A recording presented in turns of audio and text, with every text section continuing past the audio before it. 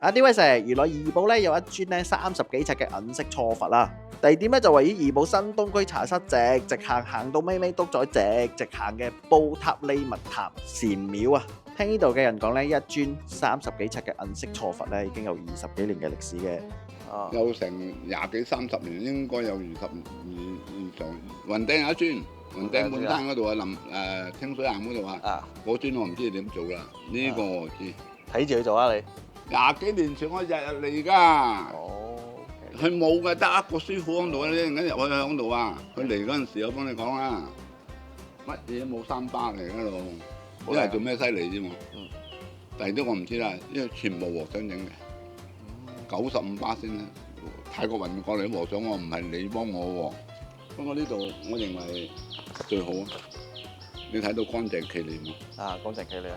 最緊要乾淨企理，好多人識嚟呢度噶嘛。新加坡人周圍又識噶嘛，好多人識。新加坡人啊！好多人都識嘅呢度。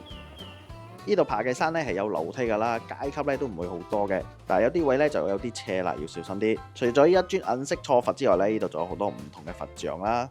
聽講咧呢度仲有一個舍利塔嘅添啊。嚟到怡保除咗食嘢之外咧，就不妨嚟下呢個寺廟嚟觀光啦，就可以放鬆下心情，揾食嗰個。我哋下次見。